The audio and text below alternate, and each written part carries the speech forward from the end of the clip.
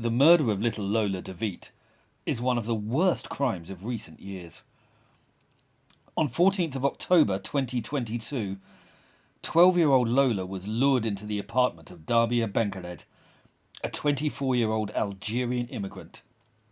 There, it's charged, Benkared forced Lola into a shower, sexually abused her, suffocated and stabbed the child, and stuffed her body into a suitcase before disposing of her remains. This crime raised issues of the migrant crisis in Europe, particularly as Benkared had been obliged to leave France 2 months previously, as her visa had expired, and in light of the waves of crime and terrorism inflicted by migrant communities in places like Sweden, England, and of course, France. This isn't to say that all migrants are culpable by any means, or that hatred of the other is an acceptable response. But there are understandable concerns, and a frank discussion of this issue is imperative to reach any kind of practical solution. Not to the left, though. They wailed that attempting to politicise this crime along racial lines was an abomination, though they immediately politicised it themselves by tarring all those with concerns as far right. This is an absolute stock response. Every single outlet has also tarred Giorgia Meloni as far right when she had won the Italian election a few weeks previously. This, despite the fact that Meloni is centre-right and really quite moderate. They lie to whip up sectarian hatred while decrying the same trait in others.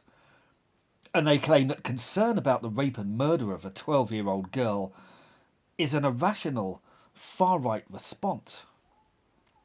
Not only that, but these people never use the term far left. They've never referred to the likes of AOC, Ilhan Omar, Jeremy Corbyn, or Diane Abbott as far left.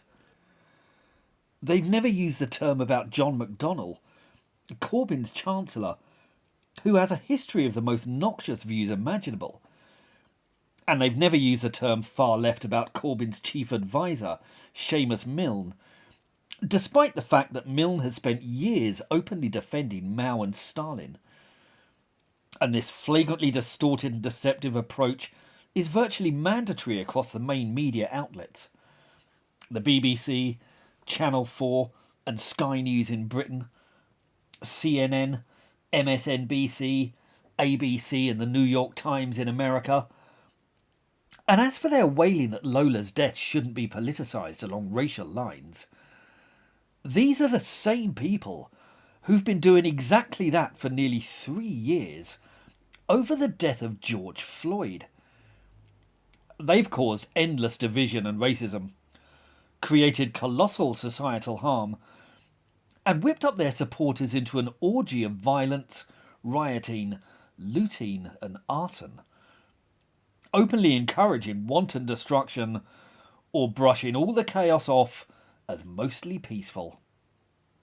Every single one of them has done this, despite the fact that they spout brazen hypocrisy like this all the time. It's still shocking. How can they keep doing this? Yet they do. They never ever stop. And these double standards are endemic. Earlier in the month, the off-duty firefighter Tony Santee had stepped in when an African-American male, Javon Taylor, began abusing and threatening a female gas station attendant in Missouri. The argument turned into a fight, and Taylor, a convicted felon charged with armed robbery in 2019, pulled out a gun. When he did, Santee managed to subdue him.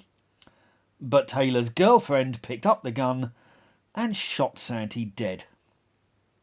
Yet remarkably, the leftist prosecutor, Jean Peters Baker, refused to file charges against her, and she walked free.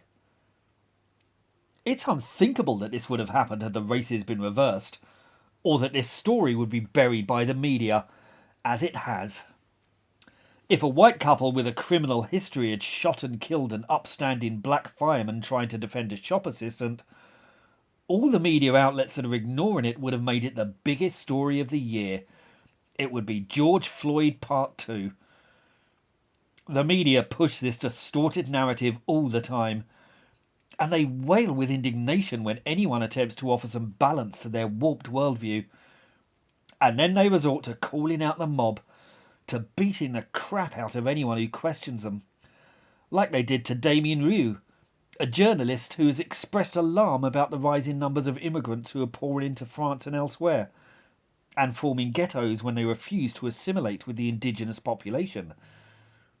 The Be Kind Brigade didn't like this, so they showed their tolerance and compassion by giving him a bloody good kicking. And they'll do the same to anyone else who questions them. But all the time, the body count is rising.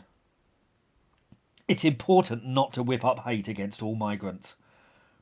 But it's also important to get to the truth of these issues and to restore some balance and sanity to the narrative. European civilization is heading down a dark cul-de-sac, and contempt for the concerns of European citizens who have been raped and murdered in rapidly rising numbers will not calm the situation. It will inflame it. Yet the warped values of our liberal elites were starkly revealed in another case in Belgium. In 2016, a series of coordinated Islamist attacks left 32 people dead, including many schoolchildren. 6 years later, the culprits have yet to stand trial. It's been continually delayed by much liberal hand-wringing over their rights. They were originally to stand trial in individual closed glass cubicles, but this was deemed inhumane by the Belgian authorities. And whatever happens to them, these men will be exempt from the death penalty. But this stands in stark contrast to the treatment of one of their victims. Shanti Decourt was just 17 at the time of those attacks, and she was just metres from one of the suicide bombers at Brussels airport.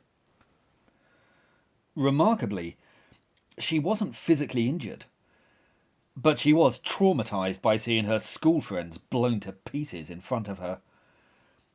She remained in depression, so the Belgian state, which allows for euthanasia, killed her by lethal injection. Our modern liberal elites will not execute medieval killers, but they will execute their victims. And the people who sneer at America's death sentence consider this logical. Naturally, they'll go to great lengths to ensure the surviving culprits are well treated while incarcerated. And it's interesting to note that while Muslims make up 10% of the population of Belgium, they make up 30% of the prison population. Shanti Decourt was just 23 when the Belgian state killed her. And these were the same people who rolled their eyes and laughed when others warned that a euthanasia program was a slippery slope. This is where Europe stands now, where you're not allowed to be rude about killers, and where victims get the short end of the stick in every regard. European civilization was nice while it lasted, but this is how it dies. Our liberal elites are killing it, just as they killed poor Shanti Decourt. And they'll roll their eyes at those who attempt to warn them, because our oh-so-learned and educated classes are always comprised of the most stupid people imaginable. If you want to support this channel, please like, subscribe, and think about buying my books. They're called The Tyranny of the Left, and they go into topics like these in much greater detail. They're available on the links below. Please do feel free to pick them up and let me know what you think. Thank you.